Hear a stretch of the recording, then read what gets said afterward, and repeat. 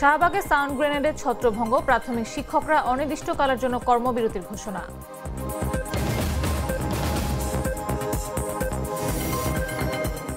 নীরবে কানাডা গেলেন সাবেক পররাষ্ট্র সচিব জসিম উদ্দিন।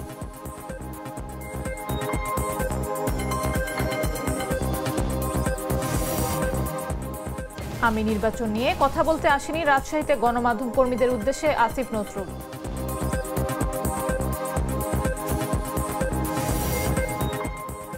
চট্টগ্রাম বন্দরে বিদেশি ব্যবস্থাপনা প্রয়োজন বলেন সাখাওয়াত হোসেন।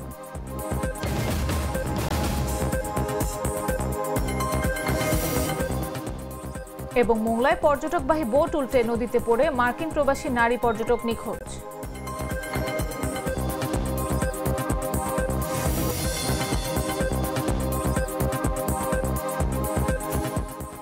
সন্ধ্যা ৭টা নিউজে সবাইকে আমন্ত্রণ। সাথে আছে আমি নাফিস আব্দুল্লাহ। আমি তো মশলা বদলে ফেলেছি, এবার আপনিও বদলে ফেলুন। একবার প্রাণ গুঁড়া মশলা ব্যবহার করেই দেখুন। ১০ম গ্রেড সহ ৩ দফা দাবি বাস্তবায়ন ও পুলিশের হামলার প্রতিবাদে রোববার থেকে সারা দেশের সব সরকারি প্রাথমিক বিদ্যালয়ে অনির্দিষ্টকালের জন্য কর্মবিরতির ডাক দেওয়া হয়েছে। একই সঙ্গে কেন্দ্রীয় শহীদ মিনারে অবস্থান কর্মসূচি চালিয়ে যাওয়ার ঘোষণাও দিয়েছেন সহকারী শিক্ষকরা। শনিবার সন্ধ্যা ৬টায় গণমাধ্যমে পাঠানো সংবাদ বিজ্ঞপ্তিতে এ ঘোষণা দেন প্রাথমিক সহকারী শিক্ষক সংগঠন ঐক্য পরিষদের আহ্বায়ক ও প্রাথমিক বিদ্যালয় সহকারী শিক্ষক সমিতির কেন্দ্রীয় সভাপতি শামসুদ্দিন মাসুদ। তিনি বলেন, ১০ম গ্রেড সহ ৩ দফা দাবি বাস্তবায়ন ও পুলিশের হামলার প্রতিবাদে আগামীকাল থেকে কেন্দ্রীয় শহীদ মিনারে অবস্থানের পাশাপাশি সারা দেশের সব প্রাথমিক বিদ্যালয়ে পূর্ণ দিবস কর্মবিরতি চলবে। প্রাথমিক শিক্ষা অধিদপ্তরের তথ্যানুযায়ী দেশের সরকারি প্রাথমিক বিদ্যালয়ের সংখ্যা ৬৫,৫৬৯টি। এসব বিদ্যালয়ে কর্মরত শিক্ষকের সংখ্যা ৩,৮৪,০০০-এর বেশি, আর শিক্ষার্থী প্রায় ১ কোটি।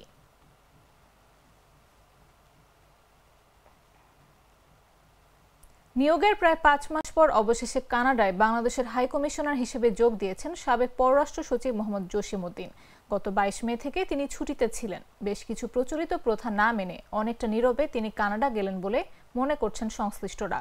পররাষ্ট্র মন্ত্রণালয়ের সূত্র জানায়, গত শুক্রবার তিনি টরন্টো পৌঁছান এবং পরে অটোয়ায় বাংলাদেশ হাইকমিশনে যোগ দেন। সূত্র জানায়, যাওয়ার আগে তিনি সাক্ষাৎ পাননি প্রধান উপদেষ্টা ডক্টর মোহাম্মদ ইউনূসের। এমনকি পররাষ্ট্র উপদেষ্টার সঙ্গেও তার আনুষ্ঠানিক কোনো বৈঠক হয়নি। শুধু নতুন পররাষ্ট্র সচিব আসাদ আলম সিয়ামের সঙ্গে সাক্ষাৎ করে আনুষ্ঠানিকতা সেরেছেন। গত বছরের সেপ্টেম্বরে দেশের ২৭তম পররাষ্ট্র সচিব হিসেবে দায়িত্ব নেন বিসিএস ১৩তম ব্যাচের কর্মকর্তা মোহাম্মদ জসিম উদ্দিন। দায়িত্ব নেওয়ার ৮ মাসের মাথায় অন্তর্বর্তী সরকার তাকে পদ থেকে সরিয়ে ছুটিতে পাঠায়। তার আচমকা পদত্যাগ বা সরিয়ে দেওয়ার বিষয়ে সরকার এখনো কোনো আনুষ্ঠানিক ব্যাখ্যা দেয়নি।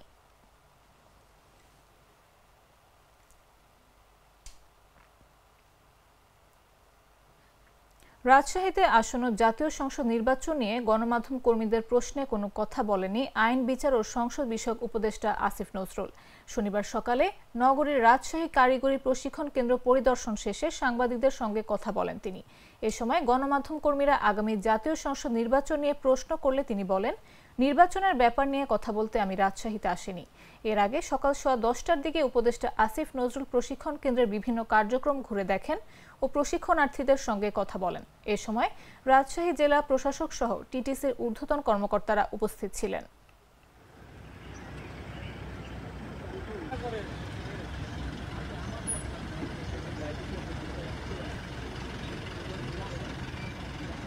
আপনাদের টিটিসিটা দেখে ভালো লাগলো। আশা করি আপনারা সাংবাদিকরাও এই টিটিসি গুলার প্রমোশনের জন্য একটু কাজ করবেন। ওইগুলি ব্যাপার নিয়ে কথা বলতে আমি এখানে আসিনি। আমি এখানে আসছি টিটিসি দেখতে। এইসব ব্যাপারে আমার ইয়েতে আগামীকাল আপনার লিগাল এইড অফিসে যাব কোর্টে। আধুনিকায়ন ও বিনিয়োগ আনতে চট্টগ্রাম বন্দরে বিদেশি ব্যবস্থাপনা প্রয়োজন বলে জানালেন নৌ পরিবহন মন্ত্রণালয় এবং শ্রম ও কর্মসংস্থান মন্ত্রণালয়ের উপদেষ্টা ডক্টর এম সাখাওয়াত হোসেন। শনিবার সকালে পাবনার নগরবাড়ি আধুনিক নদী বন্দর উদ্বোধন শেষে সাংবাদিকদের এ কথা জানান তিনি। এ সময় বলেন, যাদের ব্যক্তি স্বার্থে আঘাত লাগে তারা বলেন বিদেশিদের চট্টগ্রাম বন্দর দিয়ে দেয়া হচ্ছে। গার্মেন্টস সহ বিভিন্ন সেক্টরে বিদেশি কোম্পানি নেই। বিশ্বের অনেক দেশেই বন্দর বিদেশি ব্যবস্থাপনায় পরিচালিত হয়। এক্ষেত্রে তারা আরও বেশি লাভবান হচ্ছেন। চট্টগ্রাম বন্দরটি এখনো আধুনিক নয়। মডার্নাইজেশন করতে গেলে বিদেশি ব্যবস্থাপনার প্রয়োজন। আপনি যদি ইন্টারন্যাশনালি কানেক্টেড না হন, আন্তর্জাতিকভাবে কানেক্টেড না হন, আপনার ব্যবসা হচ্ছে সারা বিশ্বে। আগে তো নৌকা দিয়ে আমরা নিজেরা ব্যবসা করতাম, গঞ্জ বানাইছি।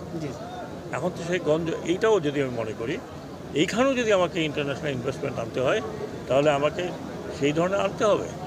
ইন্টারন্যাশনাল ইনভেস্টমেন্ট মানে এই না যে সে ইউরোপ থেকে লোক নিয়ে আসবে, আরে এইখানকার লোককেই তো তাকে কাজ করতে হবে।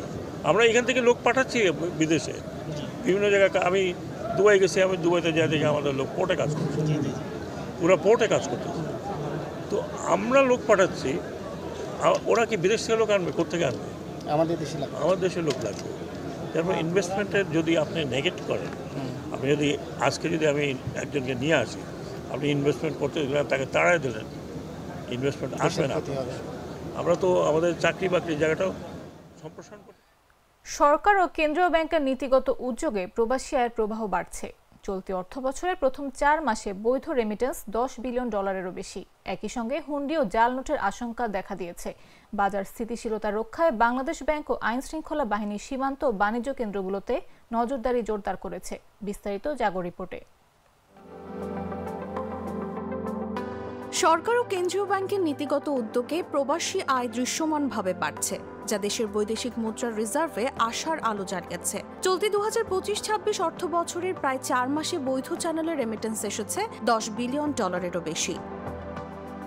একই সঙ্গে ব্যাংক ও খোলা বাজারে ডলারের দর প্রায় সন্নিহিত থাকায় বৈধ পথে আনা রেমিটেন্সে উৎসাহ বেড়েছে। মাসভিত্তিক হিসেবে সরকারি পরিসংখ্যান জানায়, জুলাইয়ে $247 কোটি $78 লাখ, আগস্টে $242 কোটি $19 লাখ, সেপ্টেম্বরে $268 কোটি $58 লাখ এবং অক্টোবরে $256 কোটি $34 লাখ 80 হাজার দেশে এসেছে। গেল অর্থ বছরে মোট প্রবাসী আয় ছিল $30.33 বিলিয়ন, যা আগের বছরের $23.91 বিলিয়ন তুলনায় 26.8% বেশি। তবে নির্বাচনী পারিপার্শ্বিকতায় হুন্ডি ও জাল নোটের আশঙ্কা নতুন করে বেড়েছে। কিছু এলাকা থেকে হুন্ডি চক্রের সক্রিয়তার খবর পাওয়া গেছে, যা বৈধ চ্যানেলে প্রবাহ প্রতিহত করে আর্থিক ব্যবস্থাকে দুর্বল করতে পারে। একই সঙ্গে কিছু মহল নির্বাচনের আগে বাজারে জাল নোট ছড়িয়ে রাজনৈতিক অস্থিতিশীলতার চেষ্টা করতে পারে বলে সতর্ক করেছে কেন্দ্রীয় ব্যাংক ও আইন শৃঙ্খলা বাহিনী। বাজার স্থিতিশীলতা রক্ষায় বাংলাদেশ ব্যাংক, আইন শৃঙ্খলা ও প্রাসঙ্গিক সংস্থা যৌথ মনিটরিং বাড়িয়েছে। বিশেষভাবে সীমান্ত বাণিজ্যগুলোতে তৎপরতা জোরদার করা হয়েছে। ক্যাশলেস লেনদেন সম্প্রসারণ, অস্বাভাবিক লেনদেন শনাক্তে ব্যাংকগুলোর কঠোর নির্দেশনা এবং দ্রুত তথ্য যাচাইয়ের জন্য হটলাইন ও সমন্বিত নেটওয়ার্ক প্রতিষ্ঠাই প্রধান কৌশল হিসেবে নেওয়া হচ্ছে। অর্থনীতিবিদ ও research fellow M Helal Ahmed Jony বলেন, নির্বাচনের আগে রেমিটেন্স বাড়াই স্বাভাবিক, কিন্তু বৈধ চ্যানেলকে শক্ত করে জনগণ ও প্রবাসীদের মধ্যে সচেতনতা বাড়ানো না গেলে অর্জিত লাভ ঝুঁকির মুখে পড়বে। আর তাই বড় লেনদেন ব্যাংকিং চ্যানেলে আনার আহ্বান সহ জাল নোট ও হুন্ডি রোধে সার্বিক ব্যবস্থা জোরদার করার কৌশলগত প্রচারণা চালিয়ে যাচ্ছে কেন্দ্রীয় ব্যাংক। নিউজ ডেস্ক, জাগো নিউজ।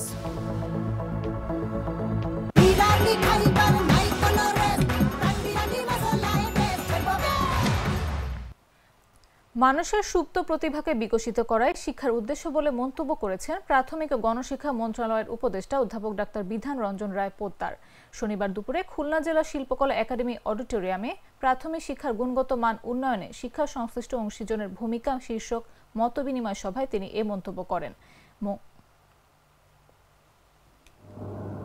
এই কাজটার ব্যবহারিক মূল্য আর বিনিময় মূল্য একরকম না, কারণ আমাদের সমাজে আমরা যত বড়াই করি না কেন, আমরা শিক্ষার গুরুত্ব বুঝি না বলেই আমাদের এই দুরবস্থা।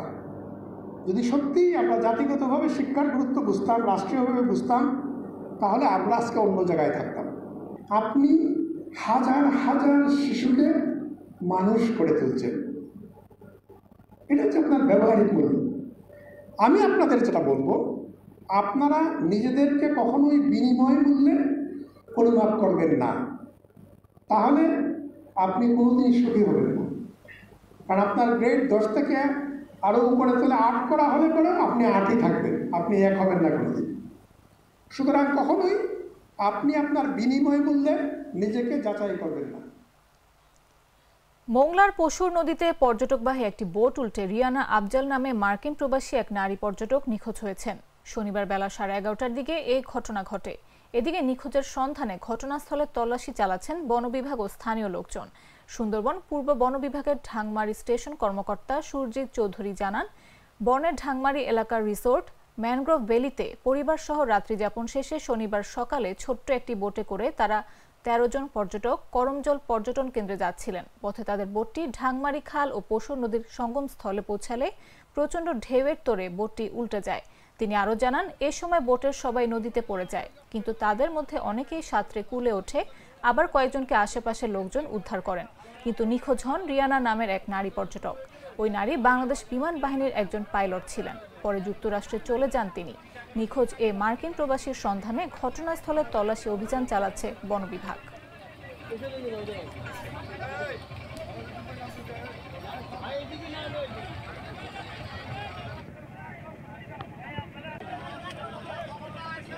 নাটা জেলি আর পানীয়র এক অসম কম্বিনেশন, ড্রিঙ্কো চাবান পানীয়। জানাবো আন্তর্জাতিক সংবাদ।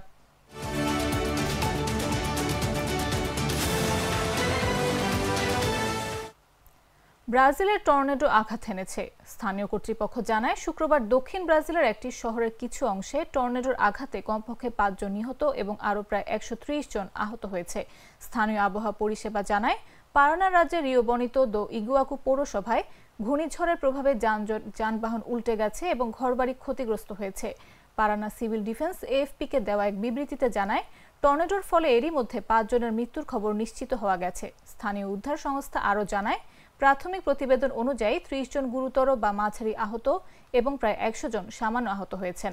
পারানার পরিবেশগত প্রযুক্তি এবং পর্যবেক্ষণ ব্যবস্থা অনুসারে রিও বনিতো দো ইগুয়াকুতে বাতাসের গতিবেগ ছিল ঘন্টায় 180 থেকে 250 কিলোমিটার।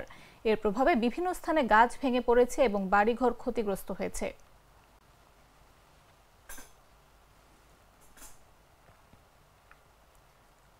সংবাদ শেষ করব খেলার খবর জানিয়ে।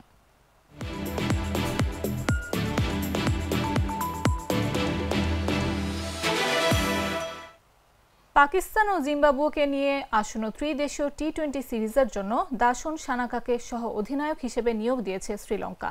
তরুণ পেসার ঈশান মালিঙ্গা প্রথমবারের মতো ডাক পেয়েছেন জাতীয় দলে। তিনি শুধু এই টি-20 সিরিজেরই নয়, পাকিস্তানের বিপক্ষে 3 ম্যাচের ওয়ানডে সিরিজের স্কোয়াডেও অন্তর্ভুক্ত হয়েছেন। ওয়ানডে দলে নতুন মুখ 23 বছর বয়সী মিডল অর্ডার ব্যাটার পবন রত্নায়কে। দীর্ঘদিনের ঘরোয়া পারফরমেন্সের পুরস্কার স্বরূপ দলে ডাক পেলেন তিনি। হাঁটুর চোট থেকে পুরোপুরি সেরে না ওঠায় দিলশান মাদুশঙ্কা ওয়ানডে সিরিজ থেকে ছিটকে গেছেন। তার জায়গায় দলে ঢুকেছেন মালিঙ্গা। অন্যদিকে শ্বাসযন্ত্রের সংক্রমণের কারণে মাথিসা পাথিরানাকে টি-20 দলে রাখা হয়নি। তার পরিবর্তে এসেছেন আশিথা ফার্নান্দো। বছরের শুরুতে সবশেষ টি-20 খেলা ভানুকা রাজাপাকসেকে আবারও দলে ফিরিয়ে আনা হয়েছে। সাম্প্রতিক এসএলসি টি-20 টুর্নামেন্টে তার 163 স্ট্রাইক রেটে বিধ্বংসী ব্যাটিংই এই প্রত্যাবর্তনের বড় কারণ।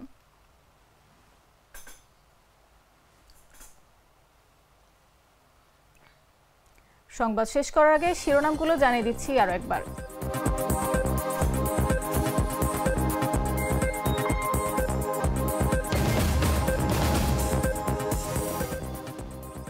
শাহবাগে সাউন্ড গ্রেনেডের ছত্রভঙ্গ, প্রাথমিক শিক্ষকরা অনির্দিষ্টকালের জন্য কর্মবিরতির ঘোষণা।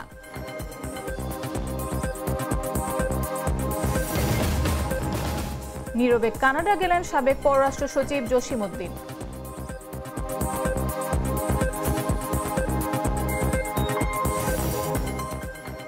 আমি নির্বাচন নিয়ে কথা বলতে আসেনি, রাজশাহীতে গণমাধ্যম কর্মীদের উদ্দেশ্যে আসিফ নজরুল।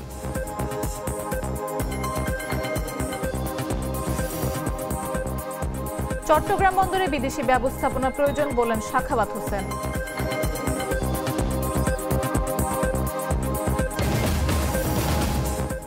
এবং মোংলায় পর্যটকবাহী বোট উল্টে নদীতে পড়ে মার্কিন প্রবাসী নারী পর্যটক নিখোঁজ।